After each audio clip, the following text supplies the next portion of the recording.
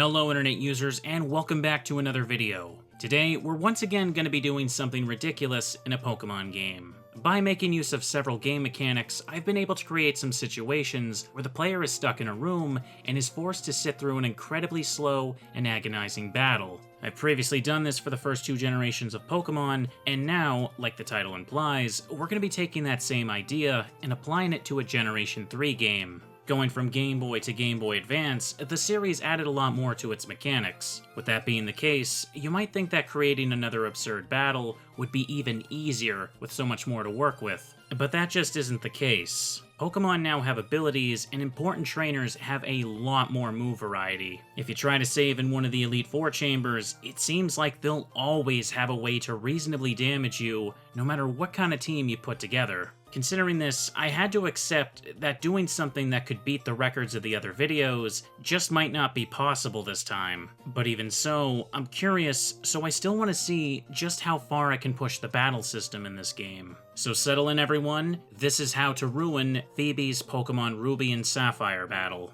First things first, here's what I'll be using this time. I've got a team of 6 level 100 Slaking, all of which are shiny, have long nicknames, and are paralyzed. All of them have the same moveset, knowing Scratch, Covet, Amnesia, and Slack Off. And as you can see, all of these moves have had their PP maxed out. With this team, I'm gonna head over to the Pokemon League and enter into Sydney's room. With the first Slaking, I just spam Scratch till he's beaten. Although the paralysis may stall this a bit, his Pokemon will go down easily due to mine being the max level. Once he's dealt with, I'll be in Phoebe's room with both the entrance and exit sealed. It's at this point that I'll be doing the final preparations. First, I'll go into the inventory and use a PP restoring item to replenish whatever moves were used against Sydney. I'll also need to heal their HP to full while making sure to keep all of them paralyzed. I've also given all of the Slaking leftovers to hold. With this done, I'll now need to throw away all remaining items, leaving the bag empty and with nothing to cure paralysis with.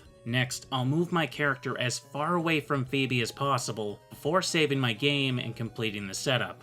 From this point, I want you all to imagine that I've just passed off the save file to someone else and told them to get out of this room as fast as possible. To get a realistic measure of how long it would take to escape, I need to test and approach things with this mindset. When the game is turned on, the player will find that they've got no choice but to either win or lose against Phoebe in order to get out of here. But with the current team, that's going to be a very infuriating process. The first thing they'll do is, of course, make sure the options are changed to turn off the battle animations, make the battle style set, and also change the text speed to fast. Next, before actually battling, they'll also have to waste some extra seconds by taking away the leftovers on the Slaking. The leftovers will heal Slaking every turn, so the battle will become significantly longer if they don't do this. And if this is your first time watching one of these experiments of mine, the reason the Slaking all have names with just A's is because it technically takes the game longer to go through a text box when it has to display a name with lots of characters.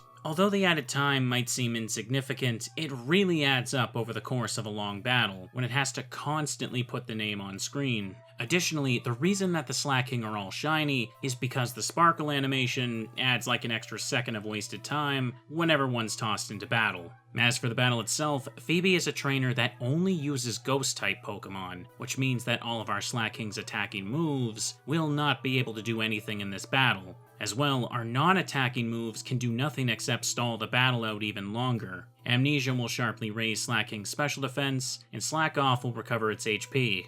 Additionally, because all 4 moves have had their PP maxed out, this also means that running out of moves to use Struggle will take a very, very long time. If you're unfamiliar, Struggle is an attack that happens when a Pokemon has used up all of their moves. It's usually classified as a normal type attack, but because its purpose is to prevent battles from being endless, the devs allowed it to still hit Ghost-type Pokemon. At least in this generation they did. However, in addition to having way too much PP, there are other factors here that will prevent Struggle from realistically happening. This is the main reason all 6 Slaking have been brought here with paralysis. The status condition has a 25% chance of activating every turn, and when it does, it will stop Slaking from using a move. This will also prevent it from using any PP that turn, dragging the battle out even more. I'm sure many of you have noticed by now, but another thing that prevents PP from draining quickly is Slaking's own ability, Truant.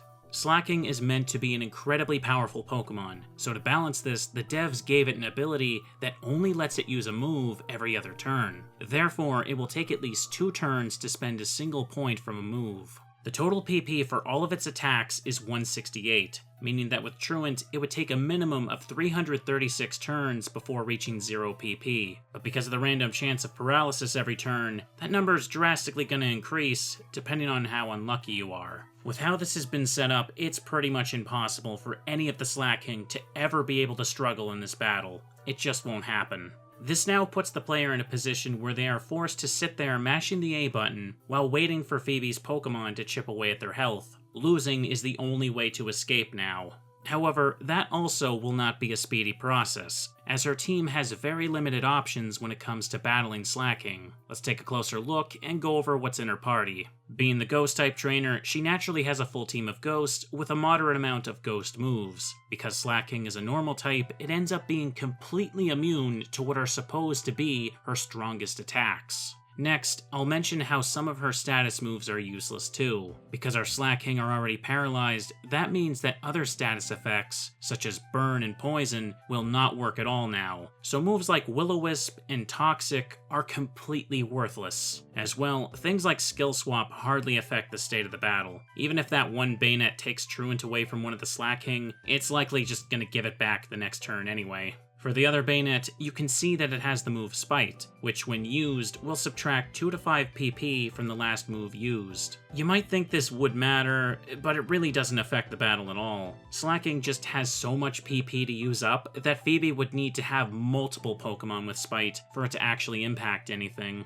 And lastly, her Sableye may know Attract, but it can't do anything, since Sableye and all of the Slaking are the same gender. So having explained why, that's another set of attacks we can gray out. And what we're left with is all the moves that can actually progress the battle and put us closer to losing. As you can see, most of these are just random attacks that aren't exactly optimal for the Pokemon that have them, and since they're all about half of Slaking's level, they won't be dealing large amounts of damage either. However, what we do need to be concerned about are Confuse Ray and Curse. If Slaking becomes confused and hurts itself in confusion, it'll deal a decent amount of damage due to this applying Slaking's own attack stat for calculation.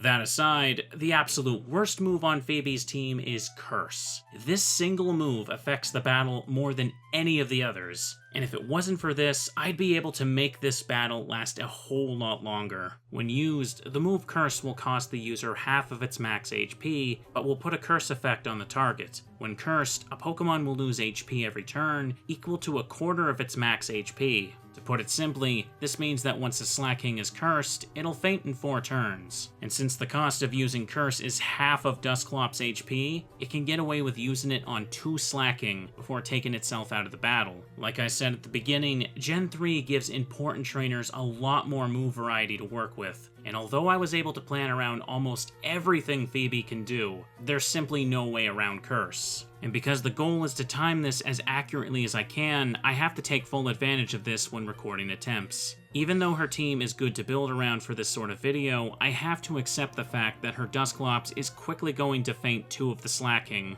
And with a glaring issue like that, it really goes to show just how difficult this kind of setup is in Gen 3 compared to the previous generations. But anyhow, setting that aside, we now have a decent idea of how this ridiculous battle will play out. After dealing with the first couple Slaking fainting from curse damage, it becomes this incredible slog of a battle where Slaking can never run out of PP and has to wait for the opponent to knock it out from its own struggle damage. So after presenting all of this to you guys, I'm curious about what kind of predictions you all might have. Do you think this setup is going to result in a faster or slower battle compared to what we saw last time with trainers like Koga, who took almost an hour and a half to escape from? If you feel like it, pause the video, try to give a guess in the comments. When doing attempts, I started the timer when I hit continue on the main menu, and ended it as soon as I blacked out and ended up in front of the Pokemon League. Due to how RNG can greatly affect how fast damage will happen in this fight, I recorded 3 attempts. These were the final times. On the first attempt, the battle lasted 28 minutes and 12 seconds. On the second, it lasted 26 minutes and 29 seconds. And for the third, 25 minutes and 47 seconds. Shockingly, this battle against Phoebe ends up being incredibly faster than the results seen in the other videos. Considering that I still used Phoebe for this video, even despite her having Curse, that should really tell you just how hard a lot of the other trainers are to work with. That said, even knowing the limitations, I still wanted to do one of these for Gen 3 and see what could be done. Battles here just go much faster than they did before. Maybe with some adjustments I could create an even longer battle with a different trainer somewhere. But anyhow, that mostly does it for this video. To close it though, let me try and go over a few last questions that some of you might be asking. First of all, why is it that all the Slaking have varying stats instead of all perfect stats? Surely that would have tacked on a few extra minutes at least. The simple answer to that is that I wanted the video to come out this year instead of next year. Secondly, something I should clarify is why I've specified Ruby and Sapphire in the title and excluded Emerald version. While Phoebe has the same team of 5 Pokemon in Emerald, their moves are slightly different, and they end up having a few more options for dealing damage. So because of this, Ruby and Sapphire end up being just slightly more optimal for this video. And finally, if you're wondering why you can't just use HMs to overwrite some of the moves here, that's because in Gen 3, it's still possible to deposit items into the PC, so you can just store your HMs before you enter into the Elite Four chambers. The main goal of these videos was to attempt to craft a battle so long that you can almost finish an entire playthrough in the time it takes to escape. In the case of Phoebe, it just doesn't seem like that can be done. But there's still plenty of other trainers in the series to mess around with, so we'll see which one of them will be the most ruined battle of all. My name's Picasbury, and thanks for watching. Hey everybody, hope you enjoyed the video. I've actually been working on some longer projects recently, but I decided to take some time and finish off this little short one here. Hopefully I'll have some more videos out soon. Thank you all again, and bye-bye.